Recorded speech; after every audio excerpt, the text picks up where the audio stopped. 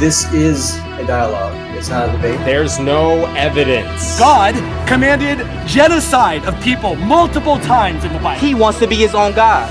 He doesn't want to submit to an authoritative God who created him. They are possessed by a demon. I'm going to cast that thing out. Is there anything your child could do that would make you want to lock them in the closet and set the house on fire? No. Oh, then I think Nick definitely has a better morality than your God. Well, you ask really good questions. We were out there 4 days later and the guy walked out and he had a full nose. I didn't even recognize him. The Miracles Atheists podcast, unpacking the tension between different worldviews of the supernatural.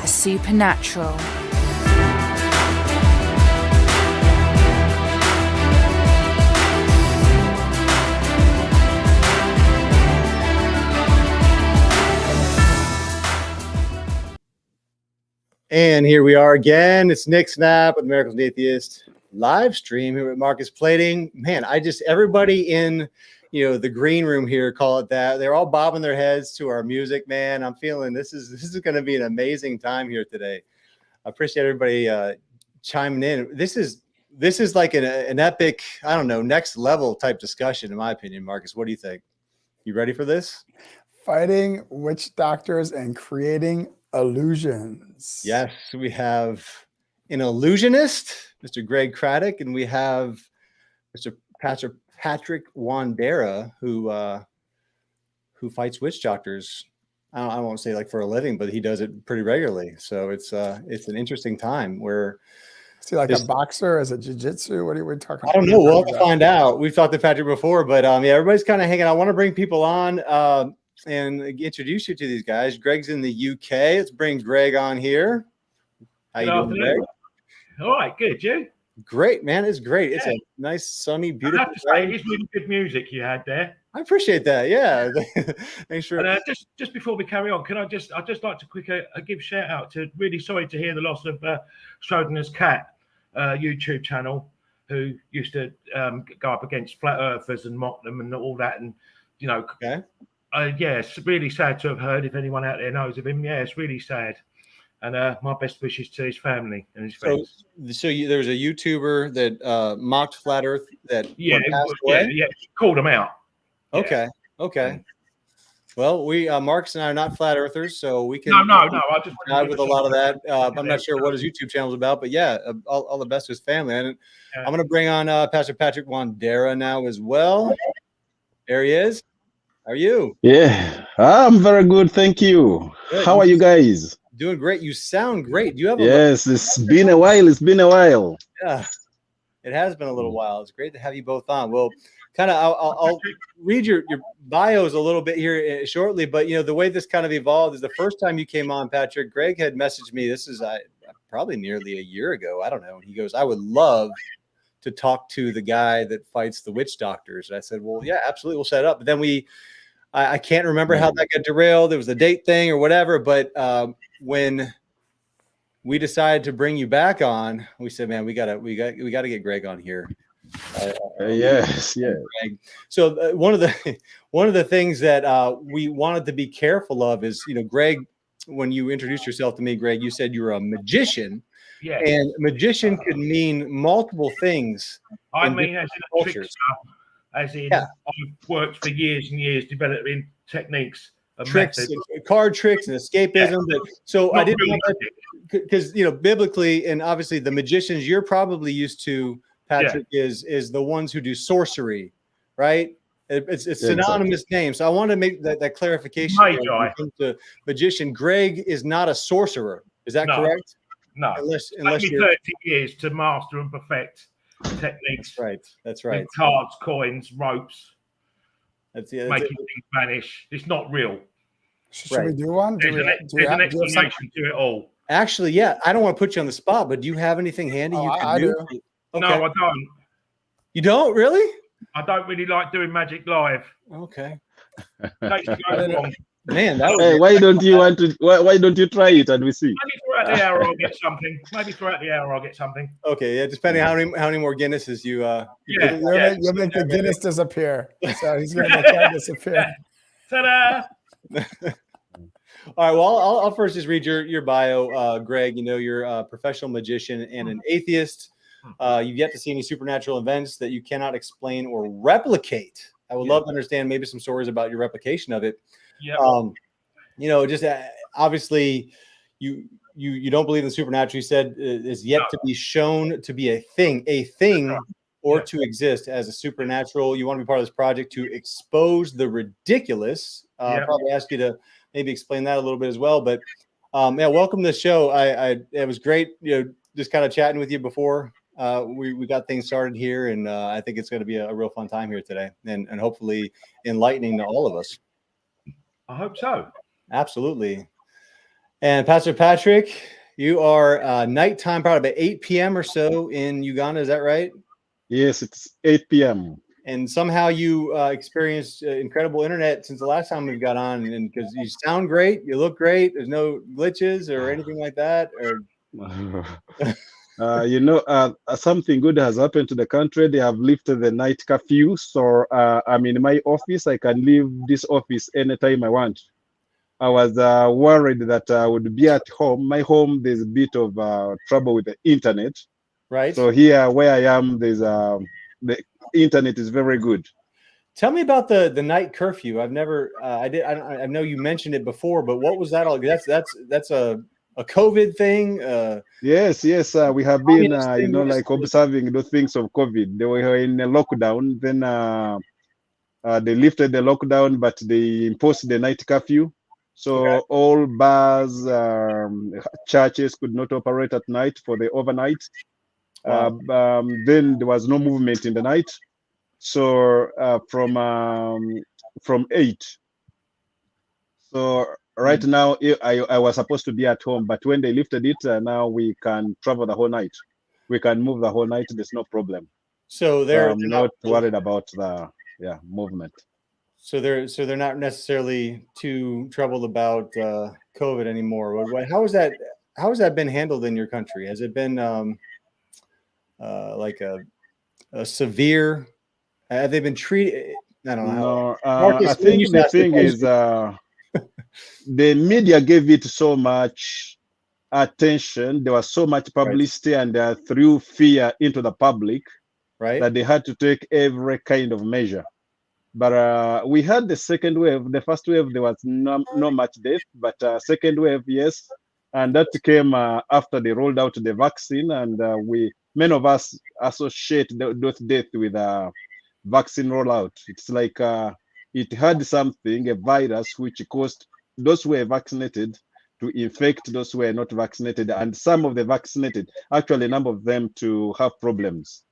So when they rolled out the vaccine, we did not have death in Uganda until they rolled out the vaccine. And we had a number of people dying. We lost people whom we knew, a few people whom I knew personally. So yeah, it was a bad time, but it did not last long, though the lockdown remained, because everybody was afraid. We have had, first of all, the longest lockdown of schools, closure of schools in the whole world. We have just opened our schools after 2 years. Wow. I am so tempted to go down the COVID vaccine rabbit hole, but I'm going to refrain, and I'm just going to introduce you. Yes. I think let's move away from there. You serve as a full-time minister of the gospel with Deliverance Church. Yes. Makerere Hill. Makerere Hill in Kampala, Uganda. You are a conference speaker. You ministered all over Uganda, the East African region, and beyond in the power of the Holy Spirit, with signs and wonders following. So you wrote several books, deliverance books, and for anybody that's watching doesn't understand what the definition of deliverance would be: casting out demonic entities, unclean spirits, and the like. One of the books is 7 Years in Hell, and Soul Merchants, and another one that I read was Satan's Attack Against the Local Church. So welcome to you both. Yeah, I have 2 more. I've written 2 more. The other one is 1 Hour in Heaven and Hell, an 8-year boy's experience. That is a story about my son when the Lord took him to heaven when he was only 8 years. It is on Amazon. Then we have, I've just written the latest altars. It's about altars that influence our lives. My brother Marcus has had a chance to go through it, and he did a forward for me, and I bless you, Pastor Marcus, for that. Thank you so much. It's an honor. Well, it's an honor to be on here with you both. Greg, I want maybe I'll just start with you. So you have atheist worldview. It sounds like looking at your stuff, and I got on your YouTube channel a little bit or whatever, and it sounds like you've been an atheist for a little bit of time. Is that right? All my life. All your life. Okay. So can you tell me maybe just your history and your of what your experience has been with any type of religion? Have you ever had in your childhood or anything exposure? No, not really. I mean, My parents were atheists, as were all four of my that right? grandparents. So, which even in the UK is rare to go 2 generations back. From now. Yeah. I mean, now it's not rare at all. If No. forward, but back then, yeah, your grandparents being atheists. Religion in the UK isn't like what it's like in America. Right. It's more of a hobby here. Football's a religion. You know what I mean? It's more quaint here. It's not in your face, not like it is in America. And people say, why don't you believe in a God? But my first question is, which one? There's 12,000 different gods. We're all atheists to 11,999 of them. Well, I've heard 3 million if you take it to Hindu. Yeah. Right. I'm an atheist, one more God than everyone else, or believers. Yeah. So you're a Ricky Gervais fan. I definitely. Making that. Not just because of atheism. I do think he's a comedy genius as well. I think he is a talented guy. For sure. Yeah. I do understand why people don't like him, because I think he's like Marmite. People either love him or hate him, but I love him. Understood. I can see how he can rub people up the wrong way, but I find that funny. And so you would consider yourself a magician, not an illusionist? Do you have a distinction between the two? Illusionist and magician is all the same sort of thing. Okay. I mean, I generally call illusion like stage magic, big stuff. Whereas I think small stuff with cards and coins and things is just tricks. That's how I sort of separate it, really. And I'm not really a stage illusionist because A, the stuff's bloody expensive. And B, you can walk on the stage as a magician with a great big box, and no one in the audience may necessarily know how that box works, but everyone in that audience knows that box is fake. True. They just don't know how. With a pack of cards or coins or rubber, it's not fake. Right. So it comes in the skill of handling and the dedication of years and years. Yeah. Well, if I would have planned this better, Greg, I would have had you have somebody with you doing a card trick. Right. Yeah. Man, we've had something that works for a while. I don't film a lot of my magic because people can rewatch it and work it out if they're so inclined. Because they can stop and pause and I get it. Yeah. That makes sense. And obviously, I do live gigs, so I don't want them to see tricks before I get there and show them it. Right. That's nice. Okay. Well, getting into a little bit. So you in your intake form, you said you want to expose the ridiculous. Maybe just give an example of a ridiculous that we can. Psychics and mediums. Yeah. I can do psychic readings and medium readings normally better than they can. And it's all about all it is research. They'll look you up on Facebook. They'll look you up on Twitter. When you sign up to these things, if you go to a live TV broadcast of it, you stand in a queue to go in. As you're standing in the queue to go in, someone will come up to you and go, "Oh, who are you hoping to get in contact with?" "I'm hoping to get in contact with my aunt." And you tell them, "That's not an audience member. That's a researcher for the psychic making notes." Well, I tell you, man, I got some common ground there with you because I think psychics and mediums are one of the biggest scams out there. Maybe for for your saying, but there's also some spiritual implications to some of the things that they're doing and the partnerships that they're creating, in the Christian worldview. But I'm sure Patrick would like to go into a little bit more of that.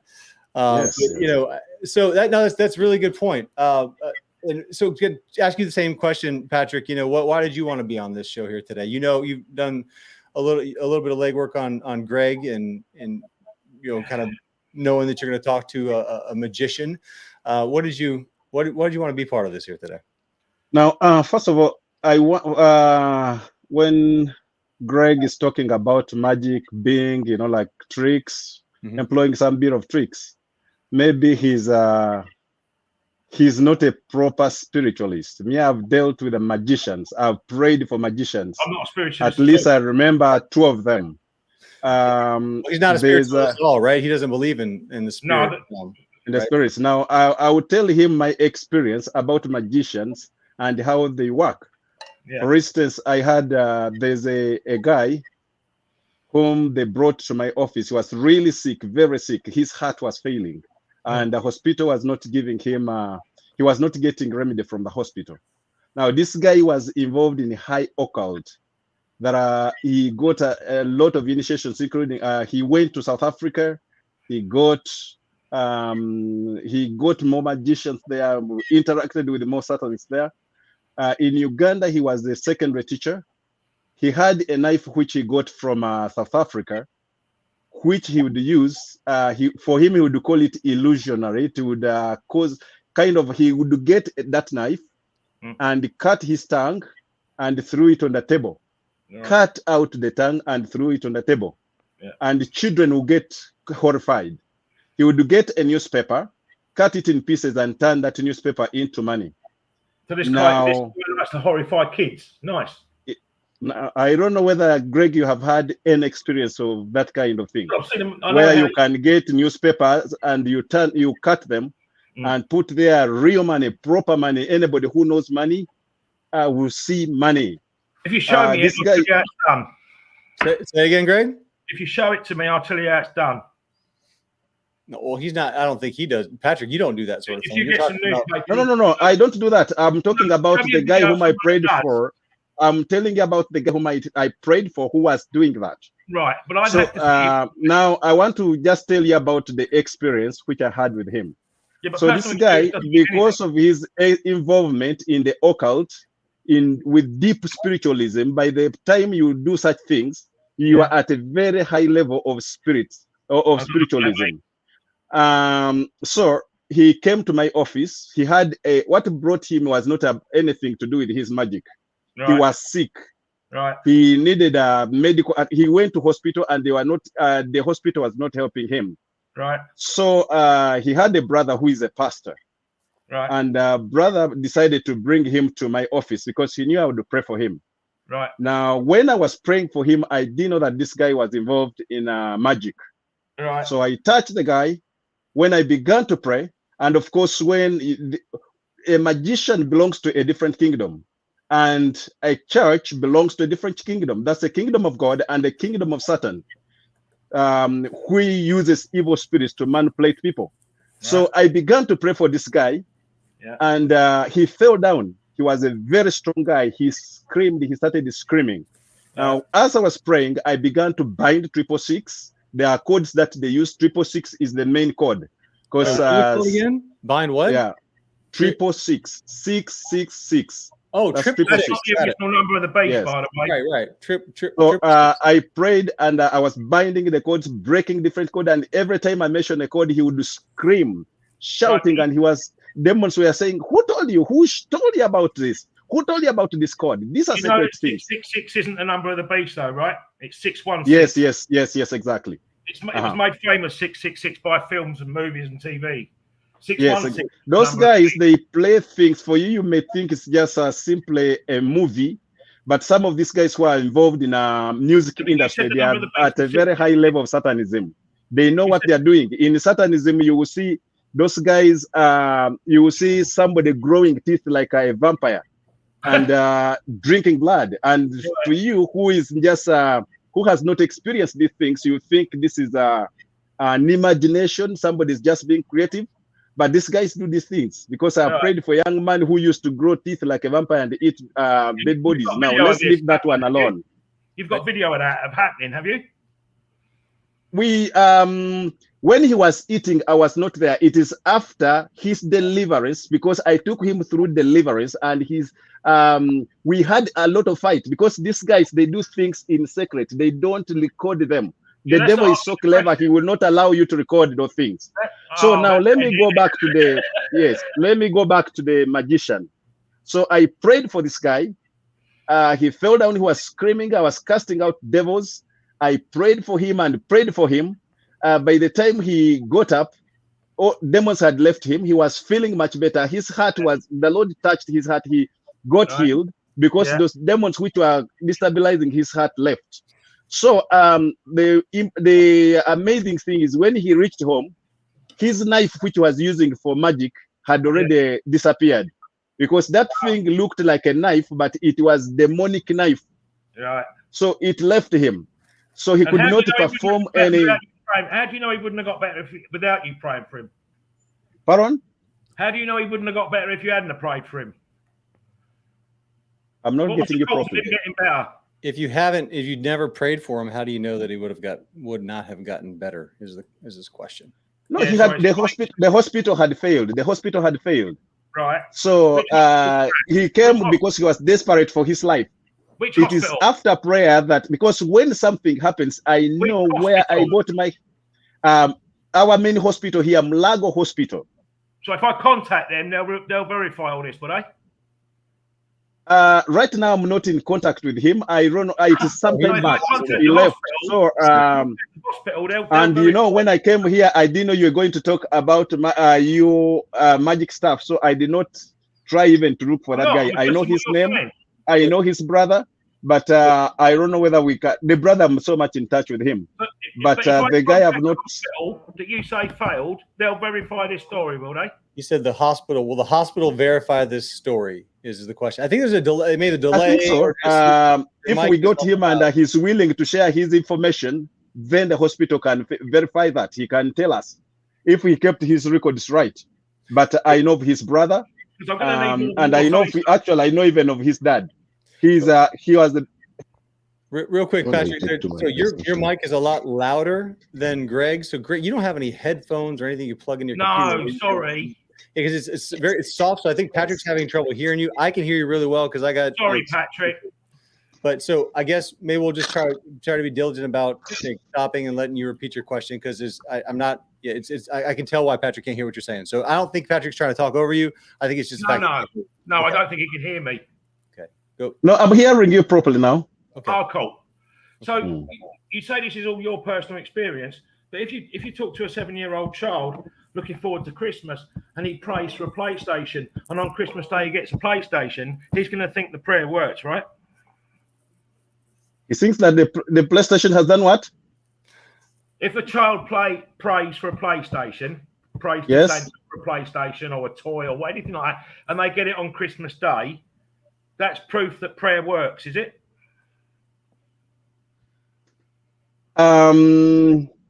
It depends, really. It depends. Does prayer work? If the child is been, you are saying if a child has been praying for a PlayStation, then it comes. Yeah. On Christmas. Yeah.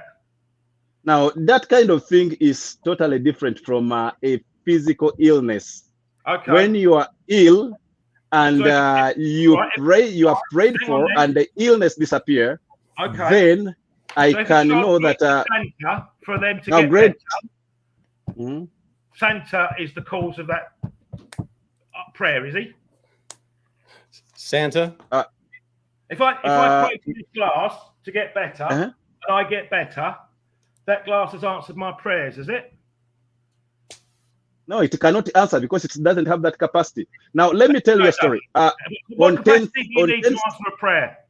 It's a good question. Okay, what capacity do you need to answer a prayer? That's a good question. Oh, Patrick, your audio just cut out, Patrick. It just went away for some reason. It wasn't me, unless I don't think I muted you.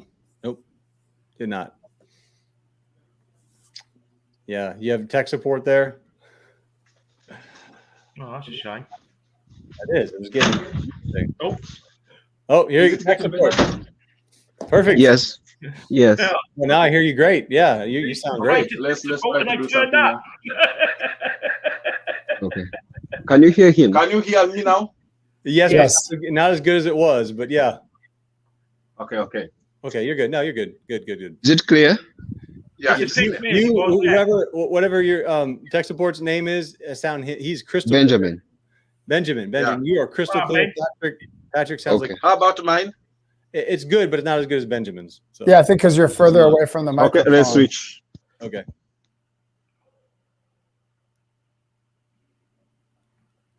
All right. And now he's gone again. Oh, man. It's the AirPods. Yeah. Yeah, maybe they're not charged. Yeah. Do they act as a speaker as well then, AirPods? Some of them do, depending on if you have that feature out. Right. No, still silence. Oh, man. Yeah. Say something else? No?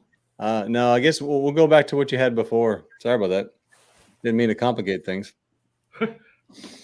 Anyway, Marcus, did you have something while we're waiting for the audio to come back? Well, I was curious why, Greg, you were so interested when you saw Pastor Patrick last time to talk to him on the show. I don't actually recall seeing him before. I know that Nick said that, but I don't actually recall seeing him before.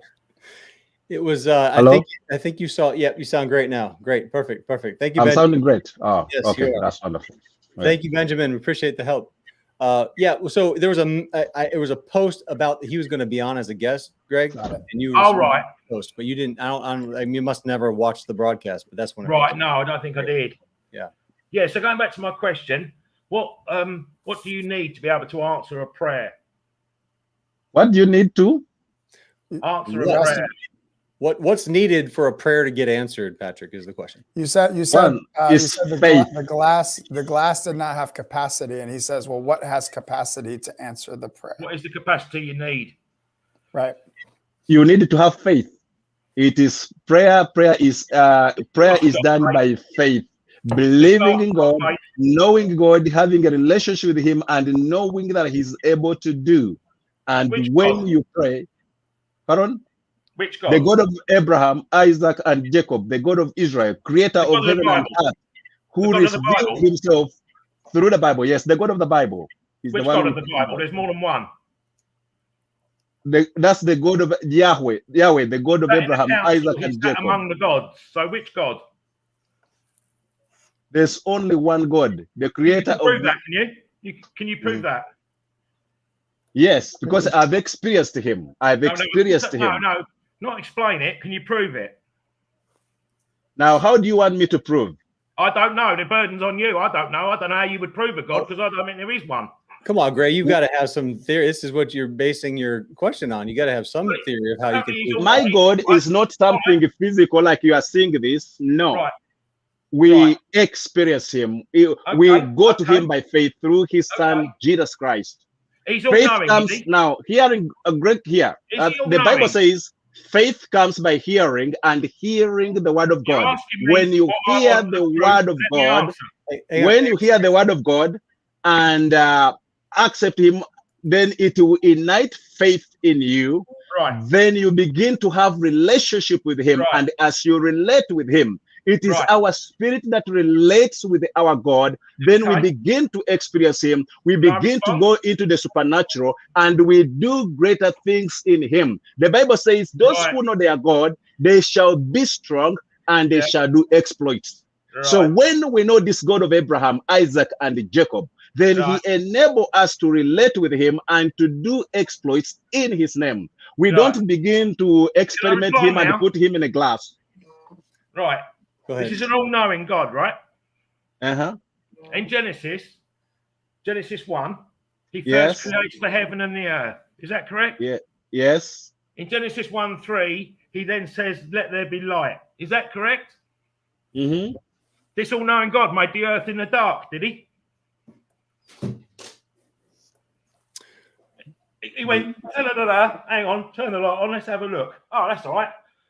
Bit too much salt water, but it'll do. So He said, "Let there be light," and it was, because He created it. He'd already made the heaven and the earth before that, so He made it in the dark. That's an all-knowing God making something in the dark, is it?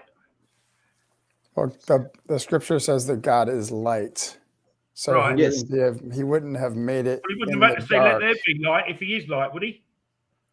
In the natural dimension, He would be. We're talking about a multi-dimensional scenario here, Greg. Sorry, Marcus. Can I just say, do you know what a dimension is? Absolutely. In science, it's just a direction. It's not a place. It's just a direction. Yes. The God of science actually created multiple dimensions. Maybe one day science will catch up. Right. Yeah.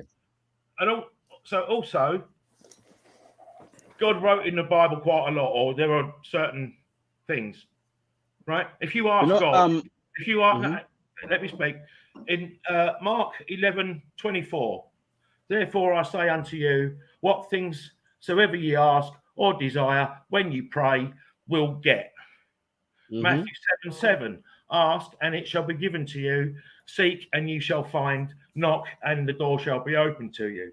John 14:13, whatsoever ye shall ask for in my name and in prayer, that I shall do.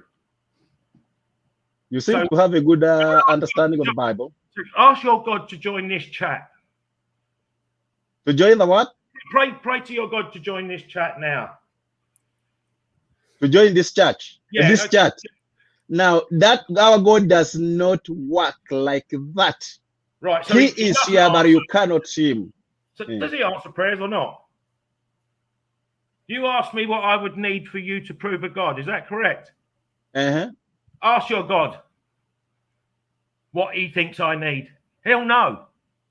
He'll know what will convince me. He knows all your needs. He doesn't need to prove to me that Greg needs this. He knows your needs. In fact, you need him more than anything else. He'll know.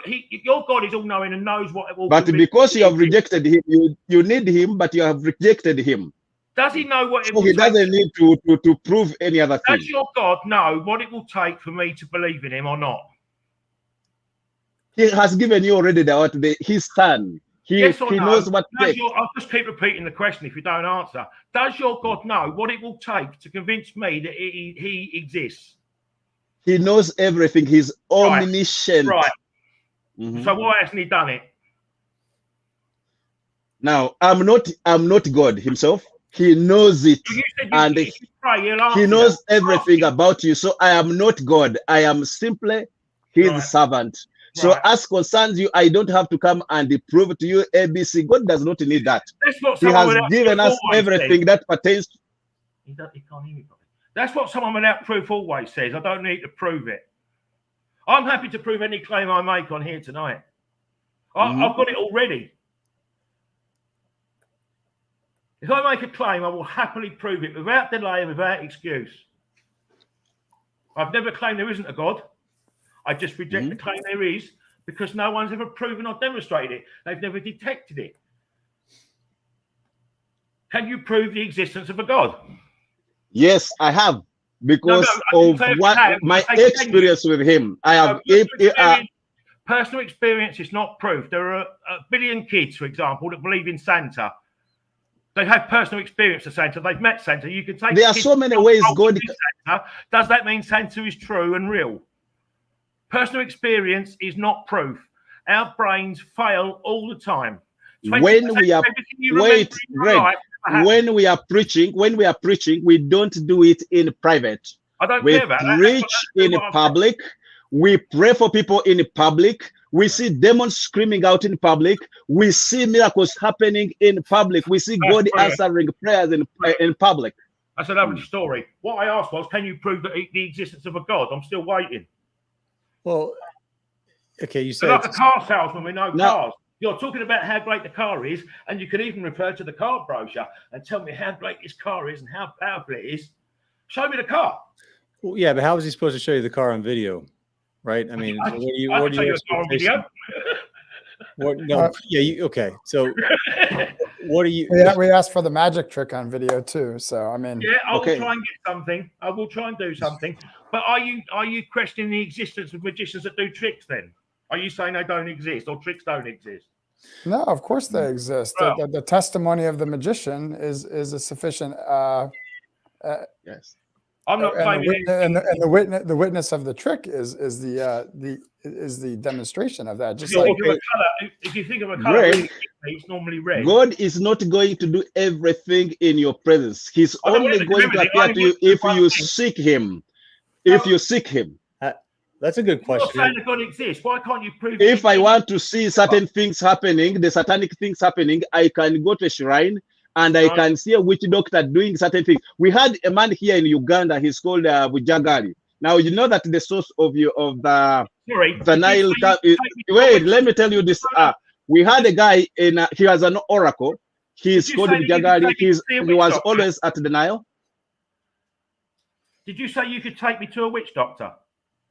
Yes, if you go to a witch doctor, you will see them. No, listen, I'll make a deal with you right now, live on here. You pay for a return flight for me to come to you to see this witch doctor. If this witch doctor or you can do anything that I can't explain or replicate, I will refund you double the fare of the flight. I like this challenge. I was actually going to go there. You know, do you want to come to UG? Yeah, you send me a return flight tickets. I want you to come to Uganda, and I want to take you to a deliverance room. Right. I want you send me the travel tickets. I'll help pay for it. Travel tickets to get there. Put me up in a hotel for however long it will take. Yeah. If I can't explain and demonstrate what that either the witch doctor or you are doing and replicate it without any supernatural ability, I will refund you double the cost of whatever you paid for. I want to chip in and play for Greg's flight, actually, because I was going to go there. Here's what I was going to say. To prove that you're a magician, Greg, I would need to fly to the UK and watch you perform a trick, right? So say again, Nick. If I wanted to prove that you or if you wanted to prove that you're a magician, I would need to fly to the UK and watch you do a trick. No, I've got videos on my Facebook. Well, I'm just saying, but theoretically, I would because say you're concerned about the video and the loss of intellectual property, all that. I would theoretically need to fly to the UK. So I was going to say to experience God, you would need to be doing tricks. You would need to go to the places that these things are supposedly being performed, right? I mean, it's a logical conclusion. I don't think anyone's denying that magicians do tricks with cards and coins and stuff. There's no supernatural involvement there. It's through talent and skill and 20 years of practice. I used to buy a box of matches, and when I learned a trick, I used to take one match out of the box, and if I got it right, I'd take another match. If ever I got it wrong before that box was empty, I put them all back and start again. That's the sort of dedication I had to my tricks. Right. Well, I'm telling you though, from the perspective that there's claims that are miracles going on in a certain setting, a certain way, then you would need to go there to look at them, right? You know what that is? Well, did you hear what I said? Look, you just you would need to go there. Oh, that was nice. Right. Oh, nice. I like it. Oh, that's what I was. So what's that? It's a pen. A pen.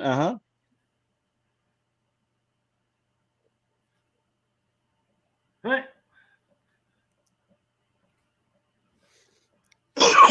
Thank you. That's what we wanted. We should have opened. We should have opened with that, Greg. It did take one. It took one Guinness to get that out of you, man. So, all right. I think it is because I was a bit nervous as well. I'm a bit nervous. I appreciate that. I can probably why I'm talking. I'm nervous over every one of these things. Patrick, continue. I'm sorry.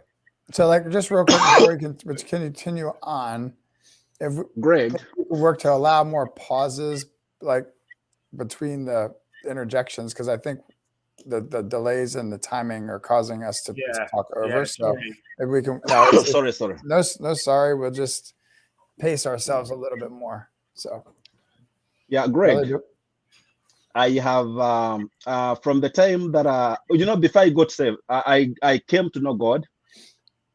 I had a lot of doubts about Him. Right. One, I was raised in a Christian family. Right. My parents were not born again Christians, but they practiced some sort of Christianity.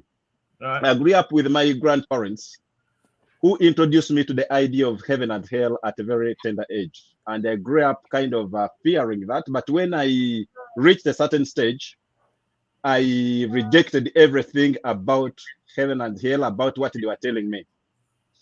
I went into school. I got into groups, people who really hated God. I was one of those guys who really persecuted Christians. Now, one time, there was a crusade which was held here in Uganda, and it took a number of days. Now, that crusade was so publicized in the newspapers. Right. They talked everything negative about the pastors, what they were doing, how they were tricking people. They were forging certificates of AIDS, that people have been healed of AIDS. People had been, that the lame are walking, and many other things. The newspapers were awash with the stories, allegations of their fraudulent ways of doing things. Yeah. So as somebody who really hated Christianity with all my heart, I went there to prove. I wanted to get something to come and torment the guys at in my school, to tell them how their God is fake, how things don't work. What do you mean get something, Patrick? You said you wanted to get something. I wanted to get evidence that these pastors were really forging things. Yes. So I would come and really taunt these guys at school. And also, so I went there. The first time I went there, I went because of out of curiosity, out of the stories which the newspapers were saying, and I found yes. Wait, say one more. Let's give Greg. Go ahead, Greg. Yeah, journalists aren't paid to tell the truth. They're paid to sell a story. If they don't sell a story, they don't get paid. Yes. So they have to So exaggerate. now, because they are doing negative things, that negativity kind of attracted me. I went there to prove. I reached there, the guys, I found the people singing. I found the choir. The pastor came and began preaching. Right. I had read the Bible from I had read the Bible from childhood. I had been told stories. I had in my form 6, I had read divinity, form 5 and 6. So now I wanted, I had read everything about Christianity, so I wanted to see something. So these guys began, after preaching, they began to pray for people. I saw people, demons screaming out of people, somebody pointing and saying, Satan, I command you to loose that woman, and somebody falls down, demons are screaming. I saw people get delivered. That's when I knew there was a true God, and this Bible is not a story. I did not give my life to Jesus Christ, but I said, Lord, if this thing is true, what I'm seeing here, I'm seeing, and I'm convinced that you exist. I know I'm not ready to give my life to you, but one time when I give my life to you, I want to see the things happening. When I pray for people, these things happening. It not come overnight. I kept on going there, and every day I saw different experiences, different miracles happening, because I went to a place where there was the presence of God, where something was happening, and where there were men of faith exercising the faith, teaching about the faith and demonstrating the power of God. So after that, I kind of somehow forgot about it. I left for some years. I did not give my life to Jesus Christ until somebody came from New Zealand and visited Uganda. He was teaching about end time stuff, and I saw everything that these guys were teaching about. They were really visible, and you would check it in the Bible, in the scriptures. Now, I gave my life to Jesus Christ, and somehow I began to seek him. I began to go where Christians were conducting their meetings. I began to experience God, which things I could not experience away from God. Now, for you, because you are away from God, you are away from the house of God, there are certain things you are not going to see. You are going to be deceived by a science that you want everything to be proved, that God, you can put him in a laboratory and test him in a test tube and prove whether he's there. God is not proved by our 5 senses. We have the spiritual senses. Script, mate. You don't listen to other people. Okay, and now I can listen to. I left you to speak and speak, so now I'm also speaking. Can you now prove let me give? You haven't yet. Let's give. I didn't hear that. Let's give Greg some space. Can you prove the existence of a God? Because you haven't yet. The existence of God. Now I've been just explaining to you how I came to know the existence of God. I asked for an explanation of God. I asked for proof of a God. I can explain how Superman flies. It doesn't mean that Superman is real. I can explain how magic fairies collect teeth under the pillows of kids and leave money in there. Explanation is not a pathway to truth. Greg, I want a question for you. Let's take it outside of God for a second. What is one piece of proof that you accepted on any claim about anything, so we can get a tangible example of what qualifies as proof? Measurable demonstration, I would say. Okay, what's an example of a measurable demonstration? Well, it depends what the claim is. Give me an example of a claim. How about guilty as charged in a court of law? Oh, I'm not all that into law, because there's 3 different. How about this one? Coronavirus spreads by asymptomatic people. I don't know what asymptomatic means. It means you don't have symptoms of any. Oh, yeah, you can have a disease without showing symptoms. Yeah, that's right. How do you prove it? Well, one of my Irish cousins is actually a professor of evolutionary biology and genetics, and she helped make the vaccine. What was the proof? Okay, what was the proof about that? What convinced you? That she spent. I see what you mean. I've seen one article from one French physician that was super sketchy that said, and that they based basically all the claims about asymptomatic people are able to spread corona from one article from one French. All the other doctors that I follow are completely vehemently against it. I don't know if I do believe that, because I haven't really heard of it or know about it. So let's put in this realm, because this is super controversial and everybody's talking about it. Like, what would convince you that coronavirus can be spread by asymptomatic people? What would you need to see? I suppose a blood test. Okay. And then a microscope to see if you can see the virus or something like that. Any asymptomatic person? What would the grounds be? I mean, I don't know. I'm not into all that. There must be a way of proving it, though. I'm trying to get an example of what proof would qualify. Because God, we hear this all the time, Greg. We come to atheists a couple times a week, right? So we hear this all the time. What sort of proof would qualify? And I hear things in jest. Oh, if he deposited $100,000 in my bank account within the next 30 seconds, I get all that. But if he could bring a dead one back to life of my family or something like that, I suppose would be a minimum. Okay, so bringing the dead back to life through prayer. What if somebody? It might not be a god. It might just be some sort of alien with advanced technology. I don't know. Right, you could discount pretty much anything that happens with prayer, right? I mean, if somebody died, and 3-4 hours later they were risen back to life. What prayer the God of the Bible? Prayer is demonstrated not to work. There's been hundreds of tests with thousands of people. When incendiary prayer definitely doesn't work, and in fact, people in hospitals that are prayed for in the study, I think it was in '94, but don't quote me on that, fared worse. People that knew they were being prayed for fared worse. I've heard these studies too. I don't know what the control mechanism around them, but then there's also hundreds of people that claim that prayer did work in bringing people back to life. I've even heard limbs growing back, Greg. I've even heard of limbs growing back. I had somebody make a claim that a nose grew back. Not on a human. No, I'm just saying the claims have been made. Somebody on my show that claimed that a nose grew back after 4 days of prayer. I had somebody claim that claim. So I'm saying the claims are out there. Say again? There were photos of before and after. Absolutely. Right, but how do you know that was not the photos weren't taken in reverse and he just lost his nose? Again, you can be skeptical at anything, right? I mean, I can be skeptical of the fact that you're a human talking. I mean, with the technology now, what people are putting with AI, it's like, dude, who even knows who's saying what these days? That's right. Yeah. So how do you know what to be skeptical about? Would be my question. It's personal testimony. On how forceful they are about the claim, okay, or how true the claim is. I mean, there are some claims. I'm not saying I don't believe anything that hasn't been proven, but if I discover I do have a belief of something that hasn't been proven, I stop believing it.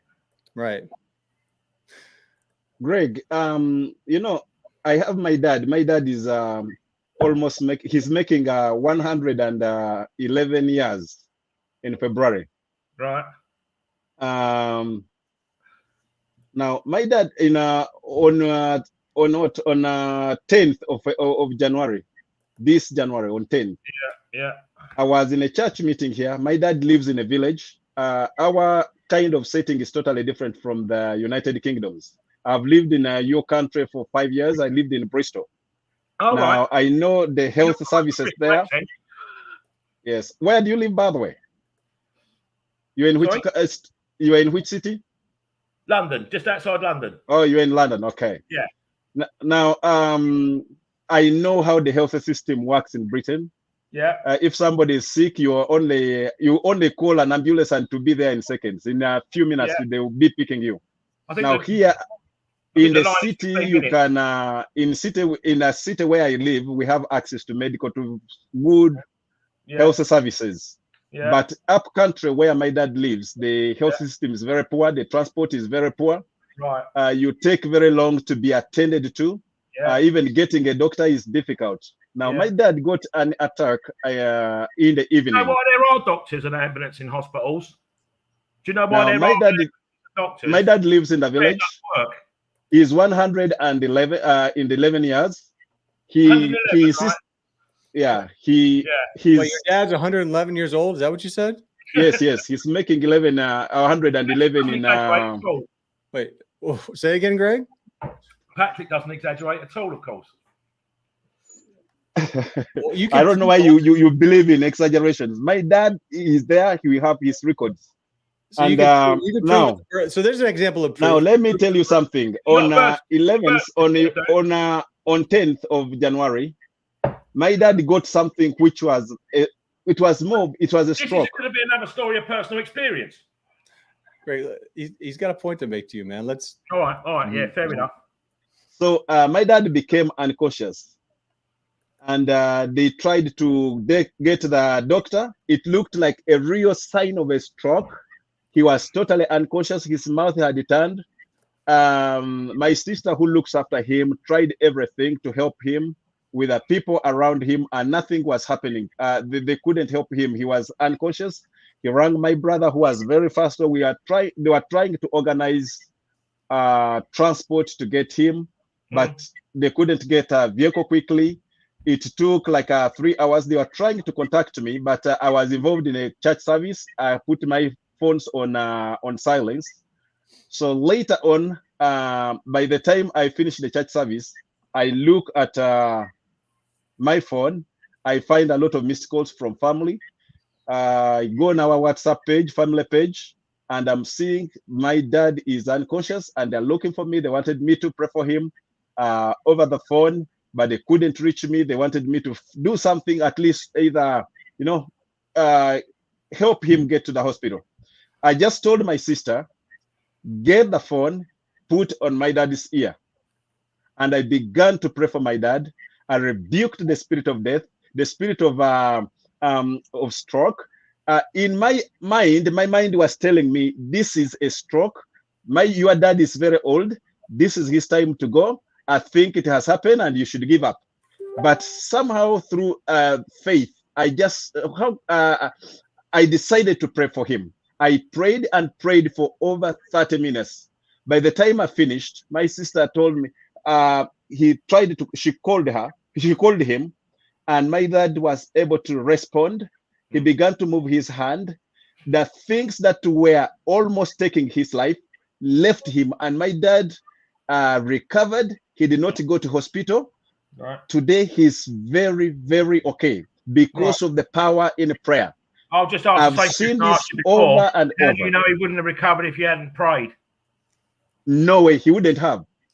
How do you know that? You're a medical expert on the situation, are you?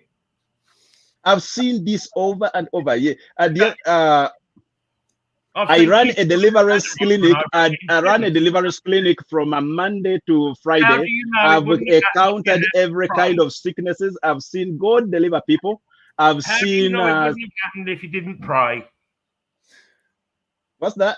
Not do you know if it happened? How do you know it wouldn't have happened if you hadn't prayed?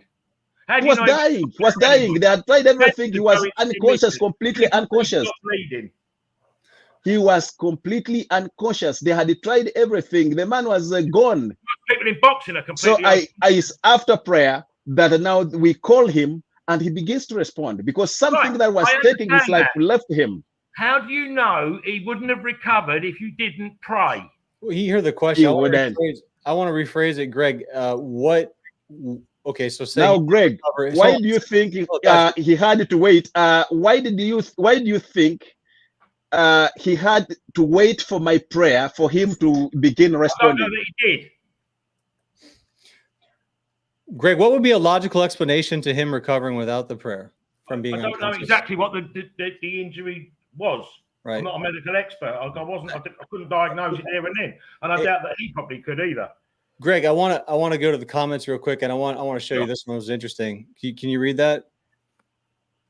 Greg has a good heart. He desires to encounter God. Oh, bless. Well, how would you? how? I guess it leads me to a question. Have you ever desired to encounter God in your life? Yeah, if it's true, I'd like to see it. Yeah. No, but have you ever? I mean, regardless of whether it's true or not, did you ever have a desire? Okay.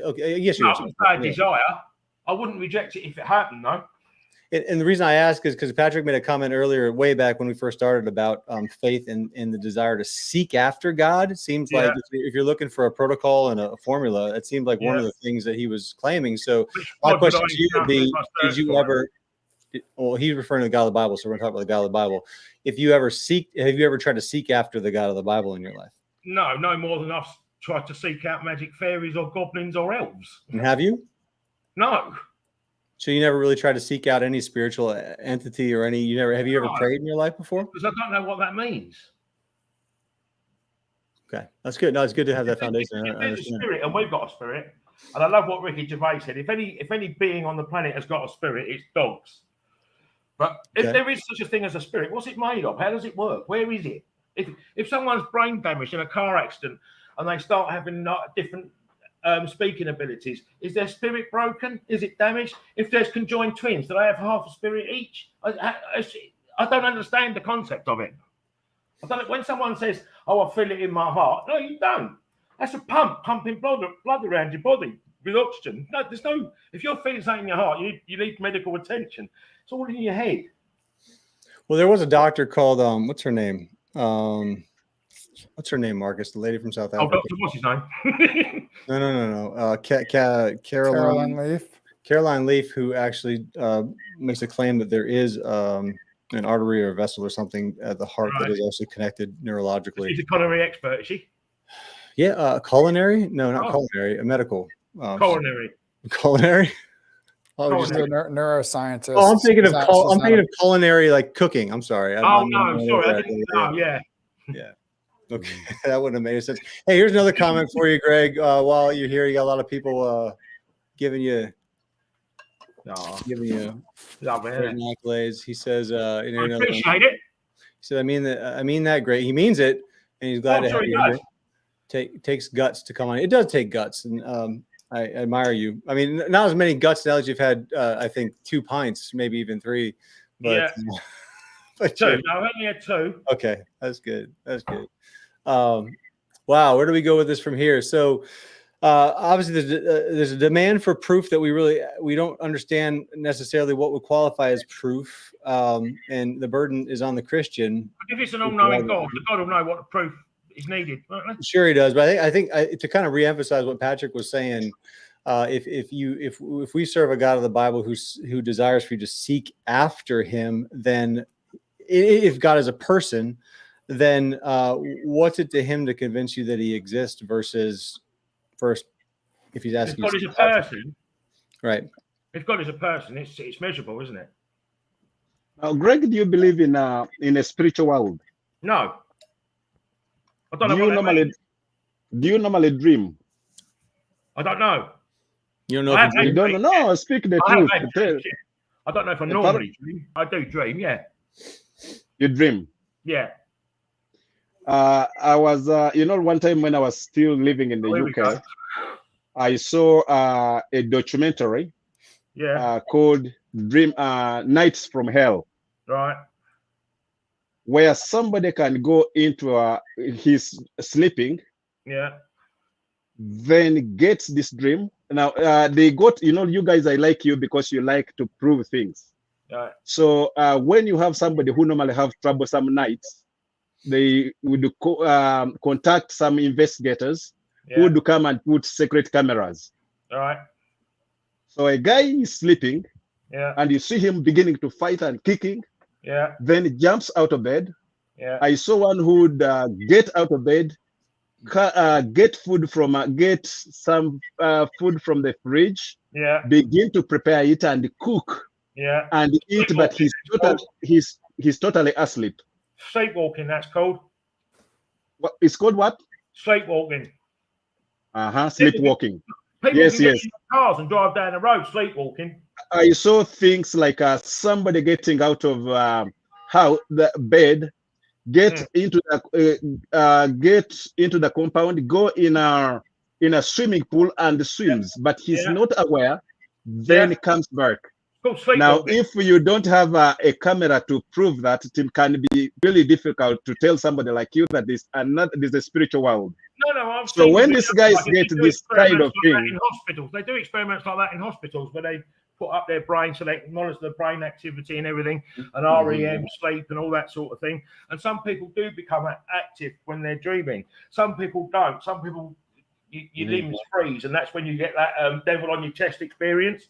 Now, do you know that spirits? Do you know that spirits spirits attack people in dreams and cause them to do things like that? Can you prove that? I have prayed right now. I just put uploaded an episode about a girl. Right. Can you prove who has always visited in a dream? Who has visited in a dream? And a spirit would come and teach her what to do. Right. Can you prove this spirit introduced her to another girl in a dream? Can you say yes or no? Can you prove that spirits do that? I want to let me paint a scenario for you based on what you guys are talking about here. So let me ask this, Greg, because did I tell you I'm an engineer? No, Yeah, I didn't. I am. Yeah, Brilliant. so I understand scientific. It's about as physical as science can get, isn't it? Yeah, I understand. Yeah, exactly. So let me ask you this. Okay, so a couple things that I've read about and learned about. There's a couple different scenarios I want to paint for you and ask you if this would qualify as proof. Okay. So UFOs, abductions, people getting, you've heard about like the probes and all this horrific experience that people talk about, right? These beliefs all come from, once a group starts believing something, it spreads. So different areas of the world will have different beliefs. Roughly between 25 and 33% of anywhere in the world will have that sort of belief. I'm thoroughly familiar with groupthink. I mean, Americans have insurance against being abducted. I want to paint the scenario for you. Just let me finish my point, and then we can talk about specific UFO claims. Because there's all kinds of wackadoos, and you got to sort through all kinds of invalid, crazy data. But there are people that have dedicated their lives to this sort of thing, and can sort of distinguish between the wackadoo stuff versus the legitimate stuff. And so one claim that's made, and this is a study that was made on the number was astronomical, man. Like it was in the hundreds of thousands of abductions. Okay. Yeah. And the study that was made, and this is nothing you're going to hear on the mainstream news or media or anything, but all these abductions that were happening with this group that were being abducted, out of all these claims, they said the one remedy to stop these claims was calling out to the name of Jesus. Right. That was a claim that was made. So if you were to see a study like this, talk about empirical data, and during these abductions, if they were, and you saw, okay, we're going to get into personal claims, but these people don't know each other. Whatever sort of skepticism you can put on top of this, but would that qualify as evidence that calling out to the name of Jesus in these particular scenarios with these abductions that happen? I'm calling out to that class. The first question I have when you're talking about UFOs is make sure you understand what the letter U stands for. Unidentified. I get it. Which means you don't know what it is. But that wasn't okay. But that was I'm talking about UFOs, though. I'm talking about abductions. I'm talking about the letter A for alien doesn't appear in the letters UFO. It just means it's something that's flying through the air and you don't know what it is. Unidentified flying object. Right, but that wasn't my point, right? The point was people having these experiences, the horrific abduction, rape experiences by these creatures or whatever. Absolutely. I don't think it's necessarily any to be taken any more seriously than a kid believing in Santa and getting a Christmas present on Christmas Day. And if the studies were hundreds of thousands of people from around the world, so they couldn't have that groupthink mentality, that still wouldn't qualify? I'd have to look at that, I suppose. Okay. All right. Well, I'm trying for our audience who's watching. We're trying to get a better understanding of what qualifies. There are 2 billion Muslims and just over 2 billion Christians in the world. They can't both be right. You're absolutely right. Something doesn't make it true. You're right. But then there's also been stories about Christians that show up at mosques during Ramadan and Mecca, and they encounter Muslims. Making a claim or believing something doesn't make it true. Because you can pick any god in the world. There are more people on earth that don't believe in that god than do. Right, but there's certain gods that get results during prayer. God does not force anybody to believe in him. He has showed us his way. He has given us his word. Those who have picked that word and worked on it, the word has worked for them. They have encountered the supernatural in a way which you cannot deny it, which you cannot deny. You can't demonstrate spirits. You can't measure spirits. You can't show me what a spirit is made of, how it works. You can't show me a God. You can't prove a God. You can't prove anything you've said. God is not felt by our 5 senses. No. We relate with him through the Spirit of God. You can't detect God. Is that right? Is that what you're saying? What is the mechanism? What type of proof must you receive? Well, Patrick just said you can't use any of the 5 senses for God. So how no, I said what type of proof do you require, Greg? Of God. For him to do something, for something to happen. So in a court of law, is a witness testimony part of the burden of proof to decide a case? No. Cases are decided all the time on witness testimony. But when you get an accident or a crime, you can ask 10 people what happened. They'll give you 10 different stories. And yet people are convicted as guilty. You ask 10 people to tell the trick I just did, you'll come up with 10 different versions of the trick I just did.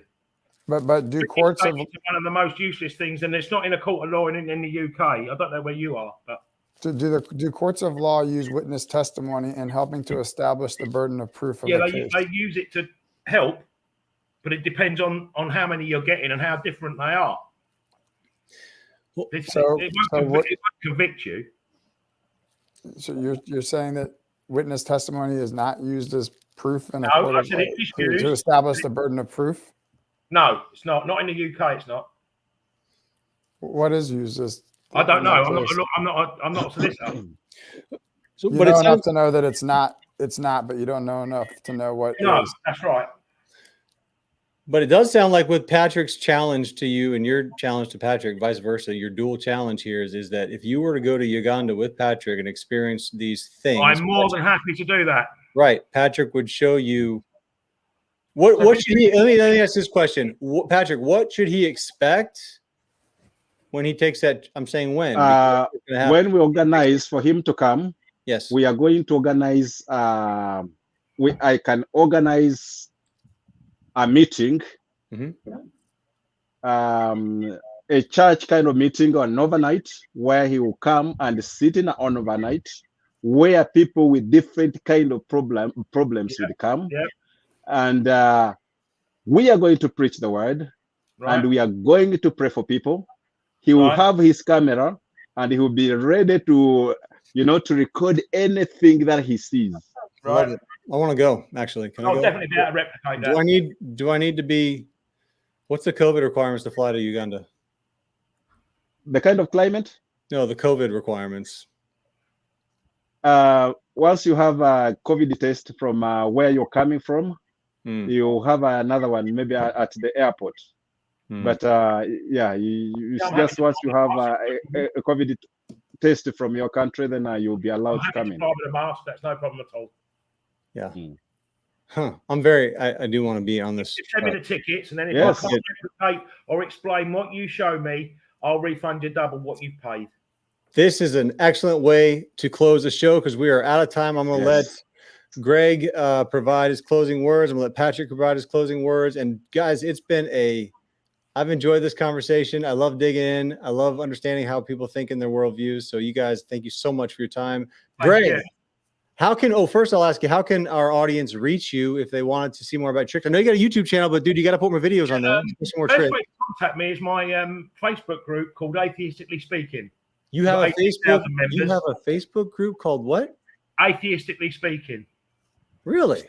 How did I not know that? It means skeptically speaking, but skeptically speaking was gone. It had been used, and there's a lot of groups called that. Well, atheistically is more productive anyway. Supernatural claims, ghosts, goblins, gods, whatever. But my closing statement would be this: when we started this, there was no God here, and we're finishing now, and there's no God here. Thank you very much for your time. Hey, Greg, will you post a comment on these videos later to link us to that group? No, yeah, of course I will. And I want to encourage you to put more tricks on your YouTube video too. Yeah, I will do. I will do now. Yeah, that'd be good. Thank you ever so much for your time. It's been good. We'll have to do it again sometime. Better than I thought it would be, and thank you very much. And it's nice to meet you, Patrick. And if you send me them tickets, I'll be over there, mate. Yeah, and I want to keep tabs on that as well because like I said, I'm willing to chip in, and I want. Yeah, brilliant. Yeah, I actually want to be part of it. Brilliant. And nice to meet you, Marcus. Absolutely, Greg. It's a pleasure. Thanks for your time. Well, don't hang up yet, Greg. Patrick, you're doing this at midnight. Oh, is it really? Well, Patrick, your closing words, and we'll get you all out of here. Yeah, I want to tell our audience that the God of the Bible is real. He's the only God, and the only way to him is through Jesus Christ. He's the way, the truth, and the life. This God, we don't experience him by touching, by feeling. We relate with him through our spirit and through the written word. When you read his word and know his word and begin to relate with him, he says, those who seek him will find him. So the Lord wants you. He loves you. He loves my brother, Greg. And I look forward to seeing you, Greg, in Uganda. And I trust that the Lord will touch you. You'll experience him and you enjoy his fellowship. Thank you. May the Lord bless you. Thank you so much, Nick and Marcus. You're very welcome. Check this if you want to watch this replay. It's obviously on Facebook, YouTube, and Rumble now, which is exciting. One thing, those who want me, you can see me on. You can get me on my YouTube channel or www.greatdeliverance ministries. www.greatdeliverance you will find my show called Deliverance Moment with Patrick Wandera, where we share testimonies of former devil worshippers whom God has used me to deliver. You can also get my books on Amazon. I have 7 Years in Hell, Soul Merchants, and Soul Merchants, Satan's Attack on the Local Church, 1 Hour in Heaven and Hell, and then altars that influence our lives. You will be blessed. May the Lord bless you greatly. They are fascinating reads, and I appreciate it. Patrick, I apologize. It's very rude of me for not allowing you to give your platform. So thank you for sharing that. I will link to all these in the show notes. If you want the show notes, it's going to be miraclesatheist.com. This is going to be, I can't remember what episode. I think it's going to be like 49. But anyway, go to podcast. This will be released as a podcast in a couple of weeks. And again, everybody, thank you so much for your time. Be blessed, and we'll see y'all next time. Cheers, guys. Take care. Yeah. All right, don't hang up. Take care. Oh, he did hang up.